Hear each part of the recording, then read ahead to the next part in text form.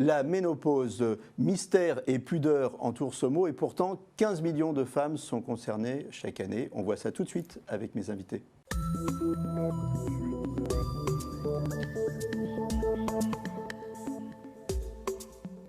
Avec moi sur le plateau, Brigitte Carrère, vous êtes co-auteur de l'ouvrage « Toi et moi, on s'explique ». Et bien sûr, quand vous dites « Toi et moi, on s'explique », vous parlez de la ménopause. Alors, aussi avec moi sur le plateau, le docteur Patrick Sicher, vous êtes rhumatologue.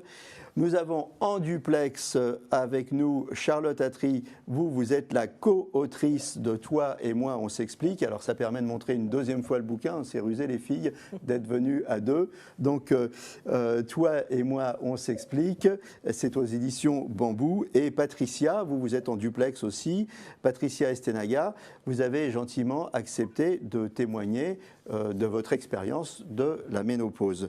Alors on va commencer avec vous pour Patrick Sicher. On va planter le décor. La ménopause, qu'est-ce que c'est ? Eh bien, c'est déjà dans le bouquin, dans les premières pages. C'est d'origine grecque, ça veut dire la fin du cycle de la menstruation. Donc, et ça survient vers l'âge de la cinquantaine, autour de la cinquantaine.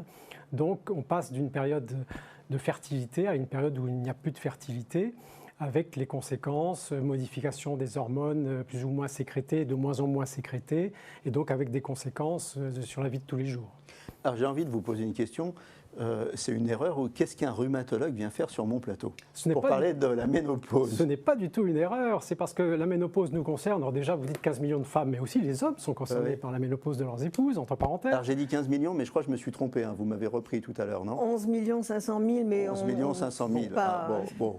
Alors le rhumatologue est concerné d'abord parce que cette baisse d'hormones est à l'origine souvent de douleurs qui surviennent, parce que certaines hormones protègent contre la douleur et la diminution de sécrétion, par exemple, de la progestérone est à l'origine de la survenue de douleurs par la suite. Puis ensuite viennent le vieillissement, donc par exemple l'arthrose, l'usure du cartilage, qui peut être aussi un moteur aux douleurs. Et puis nous sommes aussi tout à fait concernés par les risques d'ostéoporose, qui sont à l'origine de fractures, alors que c'est une pathologie qui est très facile à dépister et très facile à traiter. Alors concrètement, la ménopause, ça se vit comment? On va se tourner vers Patricia.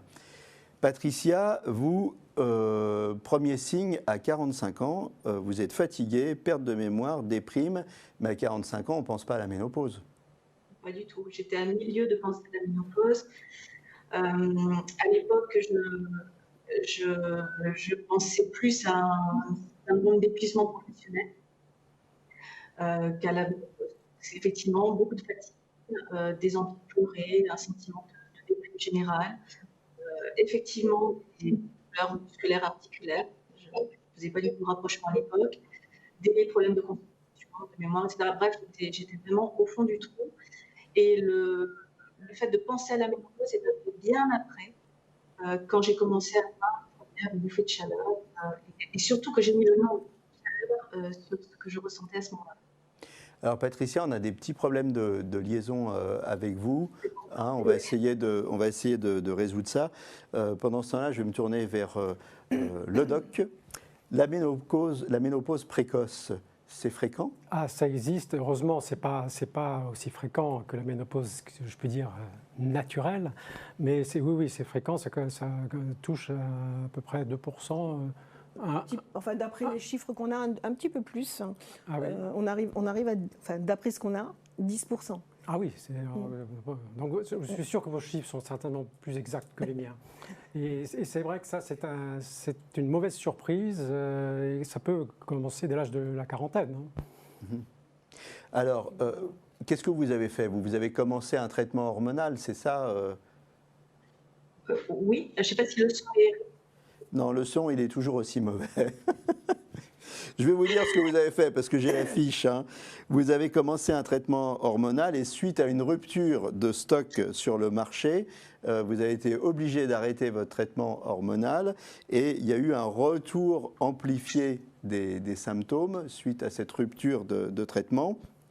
Et là, vous vous êtes intéressé vraiment à la ménopause et vous avez essayé de comprendre comment ça marche et vous avez revu toute votre hygiène de vie, votre alimentation et vous avez vous avez arrêté votre traitement substitutif, vous avez appliqué ces règles et tout est rentré dans l'ordre. J'ai bien résumé? Oui, pas aussi rapidement que ça, mais oui, effectivement, en tout cas, j'en suis arrivée. C'est bon pour le son, là? Non, c'est toujours pas bon. Je suis vraiment désolé. Et c'est pour ça que j'ai résumé. Écoutez, on va revenir vers vous un petit peu plus tard. Mais là, c'est vraiment, on ne vous entend pas. En fait, on ne vous comprend pas. Voilà. Brigitte et Charlotte. Alors, Charlotte, est-ce que j'ai un son meilleur avec vous? Ah ben, on va tout de suite. Ah oui. Est-ce que vous m'entendez bien? Ah oui, oui, oui, je vous entends très très bien. Charlotte, vous êtes en duplex, vous êtes très très loin de nous. Hein. Vous êtes où? Je suis à Berkeley, exactement, dans la baie de San Francisco. Donc, il est très, très tôt ce matin. Je suis ravie d'être avec vous. Et je voulais rebondir sur ce que disait Patricia à l'instant. Les sautes d'humeur, tout ça, faut quand même savoir qu'à la base, la ménopause, c'est qu'il y a un gros bazar hormonal. Et c'est ce bazar hormonal avec l'arrêt de la sécrétion de certaines hormones qui vont provoquer plein de bouleversements, à la fois sur le plan physique et sur le plan psychique. Et du coup, il faut s'ajuster, il faut laisser le temps au corps. Alors, Patricia est passée par un traitement, puis après, elle a arrêté, elle a fait autrement. Il y a des tas de solutions, mais à la base, la ménopause, ce qui se passe et ce qui fait qu'on en parle aujourd'hui, c'est parce qu'il y a tout un éventail de symptômes qui est lié justement à ce bouleversement hormonal. Alors, pourquoi vous avez voulu écrire ce bouquin? On va revenir au début. Pourquoi vous avez voulu écrire ce bouquin? Alors, je dois avouer que quand on m'a proposé de travailler sur cette thématique, ça a été une surprise. Je me suis dit, mais la ménopause, qu'est-ce qu'on va pouvoir dire là-dessus? Et en fait, en enquêtant, en parlant un peu autour de moi, je me suis rendu compte que ça générait ou des blagues, ou des rires, ou alors un peu de la gêne, où vraiment il y avait très très peu d'informations très claires sur le sujet. Et du coup, on s'est dit qu'effectivement, il y avait un vrai sujet. Moi, j'ai une quarantaine d'années, c'est des questions qui me paraissaient lointaines. Et en fait, plus on le sait tôt, plus on peut prévenir, plus on peut accompagner le corps dans ces changements. Alors vous dites on s'est dit, le on c'est Brigitte. Brigitte, pourquoi vous avez écrit ce bouquin vous? C'est Brigitte, c'est Charlotte. En fait, on nous l'a suggéré. On nous a dit, tiens, mais ça serait intéressant de parler de cette ménopause qui n'est vraiment pas abordée ailleurs. Donc, on a dit, mais pourquoi pas? Et effectivement, on a commencé à regarder un petit peu qu'est-ce qui se disait, qu'est-ce qui se faisait sur la ménopause. Et on n'a pas trouvé exactement ce qui nous correspondait, c'est-à-dire ce qui pouvait éventuellement nous intéresser si on a envie de se documenter sur ce sujet. Donc on a eu envie de faire notre propre enquête et de voir comment on pourrait apporter des solutions, apporter des idées pour traiter les problèmes de la ménopause. Toi et moi, on s'explique. Ça fait un peu guerrier, là. On a des comptes à régler avec la ménopause? Au départ, oui. Oui, c'est la première réaction, c'est la plupart des femmes, celles auprès desquelles on a enquêté, c'était mais qu'est-ce qui me tombe dessus là? C'est injuste, pourquoi moi, etc. Alors qu'en fait, toutes les femmes, bien sûr, c'est prévisible. Mais oui, tout le monde passe par là. Si elles ont la chance d'arriver à cet âge-là, elles passent par cette étape-là. Donc, pourquoi ne pas accompagner ce phénomène plutôt que de se dire mais qu'est-ce qui me tombe sur la tronche là? Donc voilà. Voilà. Alors, au cours de l'écriture de cet ouvrage, est-ce qu'il y a eu des questions récurrentes qui revenaient tout le temps et auxquelles vous avez dit, bon là, il faut absolument qu'on réponde à ces questions? Je pense par exemple aux bouffées de chaleur, voilà. qui sont associées à la ménopause. C'est la question qui est posée systématiquement et c'est le sujet qui revient quand on parle de ménopause. Il y a d'ailleurs des personnes qui ont l'impression que ménopause égale bouffée de chaleur. Voilà. En fait, c'est beaucoup plus large que ça, avec des subtilités, avec des plus, avec des moins, mais c'est vraiment, voilà, quand la majorité des personnes associent la ménopause à la bouffée de chaleur. D'ailleurs, on représente une femme, si on veut représenter de manière un petit peu péjorative, une femme qui est ménopausée, on la représente avec un éventail et qui a chaud et qui essaie de se rafraîchir par tous les moyens avec ses vapeurs. Qui a ses vapeurs. C'est ça. Charlotte veut s'exprimer. Allez-y, Oui, Charlotte. je disais justement, il faut savoir qu'on parle toujours des bouffées de chaleur quand on évoque la ménopause, mais il y a seulement 30% de femmes qui souffrent de bouffées de chaleur, donc c'est quand même relatif. C'est relatif, mais c'est gênant pour celles qui en souffrent. Hein. Oui, tout à fait. Elles le décrivent très souvent comme une vague qui les submerge et puis ça peut s'accompagner de sueur, de rougeur, d'une sensation un petit peu de malaise. Donc évidemment, ça ne prévient pas. Donc on est en public, on est de sortie, on est au restaurant ou autre, on est au travail, en réunion. Oui, ça peut être tout à fait gênant. Ça s'accompagne aussi de sueur nocturne la nuit. Donc on est amené à se réveiller et effectivement... Certes, c'est 30% des femmes, mais c'est un trouble qui est très gênant. Et, alors, bouffée de chaleur, on va se tourner vers le doc pour savoir s'il y a des solutions. Et puis après, je vais revenir vers vous pour savoir si vous avez des trucs de filles à nous donner. Le meilleur moyen de prévenir les bouffées de chaleur, c'est d'avoir un traitement hormonal dit substitutif. À partir du moment où il n'y a pas eu de cancer du sein chez les proches, on propose à ce moment-là, et on est en général en collaboration avec les gynécos, à qui on demande de prescrire, dans les suites de la ménopause, dans les 2 ans qui suivent, un traitement hormonal qui en fait se substitue aux sécrétions précédentes. Et c'est pour ça qu'on parle de traitement hormonal substitutif ou de la ménopause, parce que ça permet justement de diminuer tous ces effets vraiment indésirables que provoque la ménopause. Mais là aussi, il y a une inégalité entre les femmes qui fait que certaines, comme vous dites, n'auront pas du tout ces inconvénients, d'autres vont avoir une ménopause facile, si je puis dire. Donc là aussi, c'est à nous nous adapter. Et puis il y a des femmes qui ne veulent pas ce traitement substitutif. Hein, donc il faut écouter les femmes. Le traitement hormonal de la ménopause n'est pas choisi par toutes les femmes. Il y en a qui ne peuvent pas et il y en a qui ne veulent pas. Oui, effectivement. Ça finit par disparaître à la longue ? Oui. Les signes. Oui. Heureusement. Quelquefois, ça dure longtemps. Ça peut durer à la longue. Vraiment à la longue. Ça peut durer très longtemps. J'en ai discuté avec une gynéco qui me disait que des fois, parfois jusqu'à 80 ans. Mais c'est rare. C'est rare. Hein. Il ne faut pas avoir l'impression que c'est un phénomène habituel. Alors, autre problème récurrent, la fatigue, la lassitude générale. Est-ce que c'est une question qui est revenue souvent, oui, que vous avez eu à traiter? Oui. Une fatigue. C'est quoi? C'est une dépression? C'est un petit mélange de tout. On va dire que c'est aussi un cercle vicieux. Ça peut aboutir à une dépression, mais ça démarre souvent, c'est un petit peu un mélange de tous les autres signes qui risquent de provoquer une certaine fatigue. Quand on a des douleurs, quand on ne dort pas bien, pour des raisons de bouffée de chaleur ou autres, parce qu'on peut avoir des insomnies aussi. Quand on a le corps qui évolue, quand on se sent moins tonique, je ne veux pas faire un schéma trop négatif de tout ça, mais tous ces petits changements mis bout à bout, parfois vont provoquer chez la personne un sentiment que non, elle peut plus rien faire, ça va plus du tout, elle est plus la même, et ça peut provoquer ce sentiment de désintérêt, et c'est un risque, effectivement. Patricia, on va faire une tentative pour voir si on vous entend mieux. Est-ce que vous avez ressenti ça? Oui, j'ose plus parler là, est-ce que vous m'entendez? Allez-y. Un peu mieux. Ah, c'est bon. Oui, tout à fait. C'est d'ailleurs la première chose que j'ai ressentie, hein, vraiment cette grande fatigue physique et intellectuelle. C'est-à-dire que j'avais même l'impression, je perdais la mémoire, j'avais du mal à me concentrer, j'avais du mal à m'exprimer, au point qu'on m'a même fait passer des analyses pour voir si ce n'était pas vraiment une maladie type Alzheimer et choses comme ça. Et je sais que je ne suis pas la seule. Donc c'est vrai que c'est quelque chose de très très fréquent.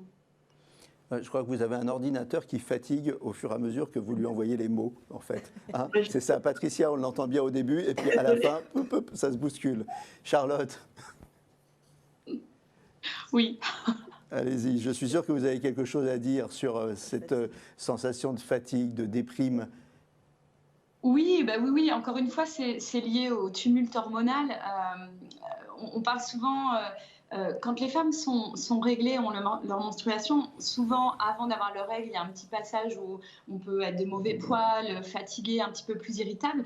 Et ben, la ménopause, c'est une période un petit peu comme ça, mais plus longue.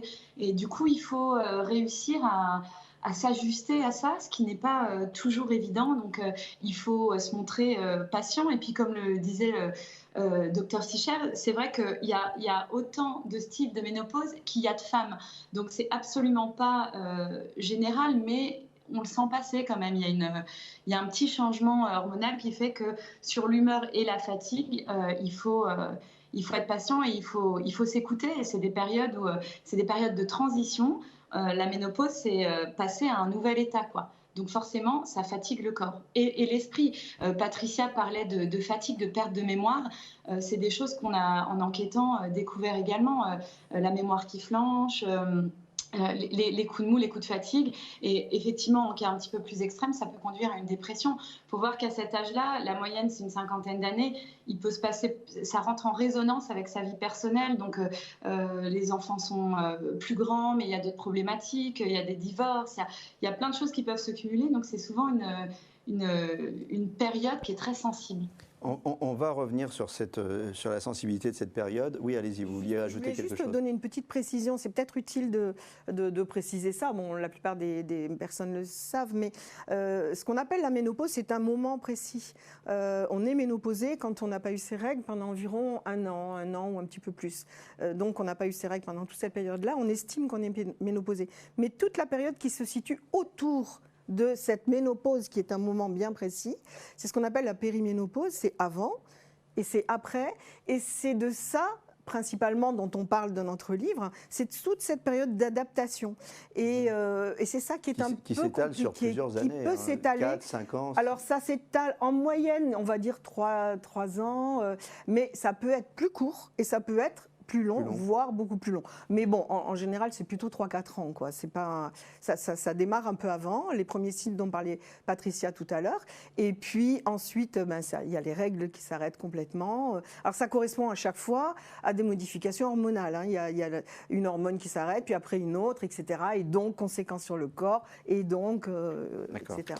Alors, on a parlé des bouffées de chaleur, on a parlé de la fatigue, de la lassitude, des pertes de mémoire. Est-ce qu'il y a d'autres conséquences sur le corps, prise de poids, d'autres modifications? Alors, j'aurais juste insisté sur les troubles du sommeil. Oui. Parce que les troubles du sommeil sont à l'origine de fatigue, sont à l'origine aussi du coup d'un retentissement sur l'humeur, et aussi physiquement, on est fatigué, donc on va moins bouger. Et le piège, c'est la sédentarité. C'est-à-dire, en raison de toutes ces raisons, on devient de moins en moins actif. Il y a moins en moins d'activités physiques régulières et ça, c'est pas bon. À la limite, il faudrait presque au contraire, si on ne l'a pas fait avant, déjà recommencer à avoir une activité physique régulière. La prise de poids, par exemple, elle n'est pas hormonale, elle est due à la sédentarité. Ou alors c'est un peu les deux. Les deux sont responsables. Les deux sont responsables. Et il y a obligatoirement une prise de poids à la ménopause ou pas? Non, c'est pas obligatoire. Ou là encore, injustice? Non, c'est pas obligatoire. D'ailleurs, je vois que Charlotte confirme. Non, c'est pas obligatoire. Ok. Charlotte, vous confirmez? Ce qui est amusant sur la prise de poids, on a un petit schéma qui illustre bien ça dans le livre, c'est qu'en fait, les graisses, elles se déplacent. Donc, il y a une tendance à s'affiner au niveau du bas du corps et à prendre un petit peu autour du ventre. Donc, disons que c'est pas forcément une prise de poids, mais la répartition des graisses évolue. Et ça, c'est pas toujours très agréable. Je ne sais pas ce que vous avez fait, Charlotte, mais on vous entend moins bien. Vous avez baissé le volume, là. Il y a moins de décibels chez Charlotte. Et pour rebondir sur ce que vient de dire Charlotte à propos des graisses... Ça y est, ça revient. Oui. Les graisses qu'on a effectivement autour de la ceinture sécrètent une hormone qui s'appelle l'adipokine, qui a tendance à favoriser l'arthrose. Donc oui, tout ça, ça se tient. Tout ça, ça se tient. Alors, pourquoi un tabou, pourquoi un mystère autour de la ménopause? Pour plein de raisons, mais d'abord parce que on va dire que la ménopause est très associée à la notion de vieillissement. On arrive à la ménopause, ça veut dire, ça veut dire fin de la fertilité. Ça veut dire fin de la fertilité, et ça veut dire qu'on est arrivé à cet âge-là, qui est celui d'environ 50 ans.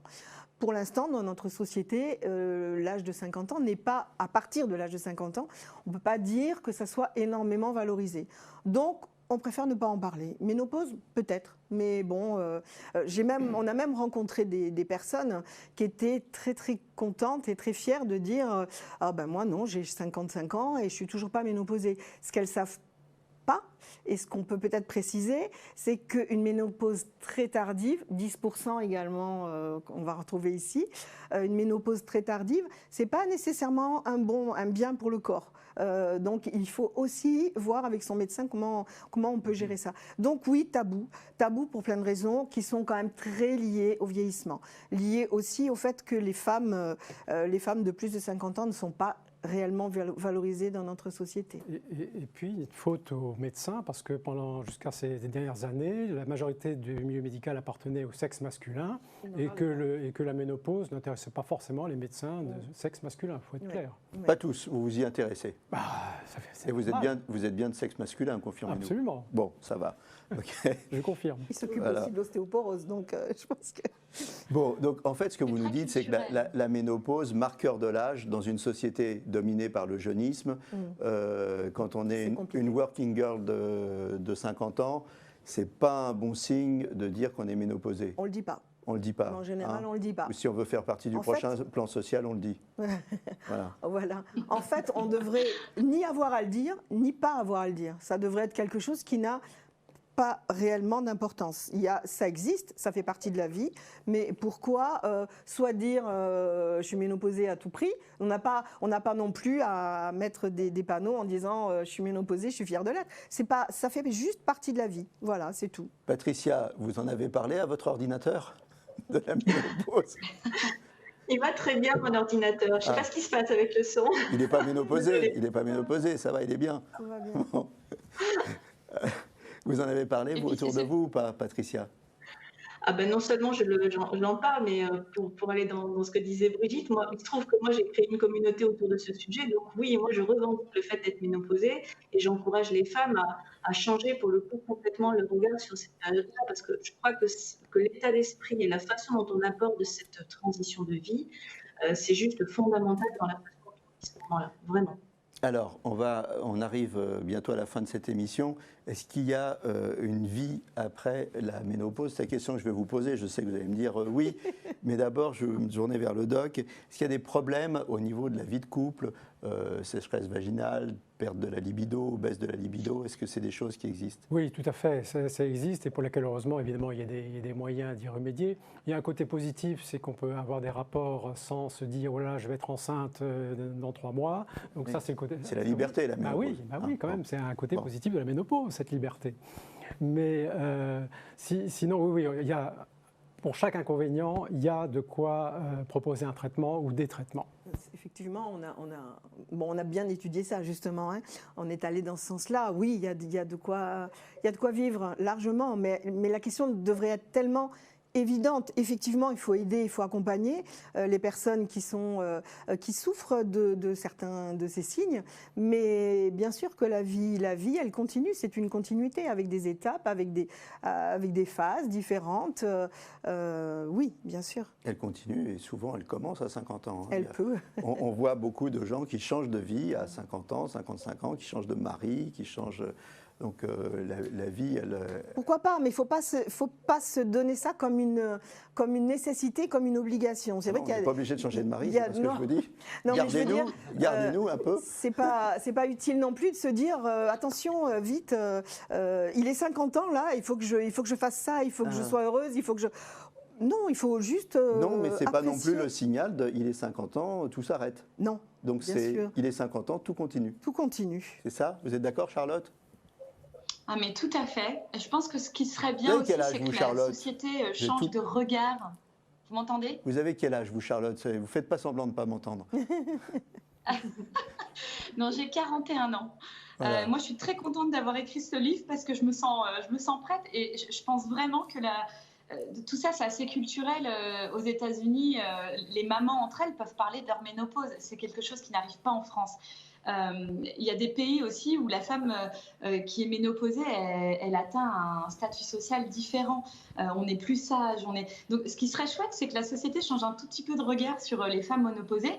Ménopausée, ça ne veut pas dire être, ça y est, cataloguée, je suis vieille, je suis bonne à rien, quoi. Pas du tout. Donc, c'est juste une étape du corps de la femme qu'il faut, certes, parfois accompagner parce qu'il y a des petits tracas, mais qui peut aller vers des périodes très agréables et très chouettes. Donc, il faut aussi positiver, et c'est quelque chose qu'on dit bien dans le bouquin, il faut méno-positiver pour essayer d'aller vers cette période-là avec un peu plus de sérénité. Il nous reste 1 minute, on laisse une parole cryptée de conclusion à Patricia. Non, j'ose plus parler. Je vous laisse conclure, ça va être horrible. Brigitte, qu'est-ce qu'on leur dit aux femmes? Quel message on leur fait passer? On leur dit bien entendu de lire le livre, hein, c'est évident. Avec ça, j'ai quand même... Petite pub, toi et moi, on s'explique, hein, la ménopause. Excellent livre, voilà, recommandé par le doc. Je dis oui, mais oui, j'acquiesce. Je connais des personnes qui l'ont feuilleté et qui m'ont dit que pour elles, il y a eu un avant et un après. Donc, c'est super. avant, j'ouvre le livre et après, je le referme. Et après, je le referme. C'est l'avant et l'après. Mais c'est super, voilà. Voilà. Mais écoutez, en tout cas, c'était sympa d'en parler dans la bonne humeur, hein, parce qu'on ne voulait pas faire un sujet larmoyant, dramatique. Malheureusement, ça n'est pas un sujet on parle larmoyant. De la vie, on parle de la vie. Voilà, merci à toutes, merci d'être venues sur le plateau, et puis merci à vous deux en duplex. Pardon, hein, Patricia, on n'a pas pu entendre réellement ce que vous aviez à dire. Voilà, la ménopause, c'est pas un drame, tout continue, lisez le bouquin, soyez heureuses, les filles, on vous aime, et on vous aime même après 50 ans, et vous êtes toutes très belles. Voilà, on vous fait des gros bisous, à très bientôt pour un nouveau numéro, et d'ici là, portez-vous bien.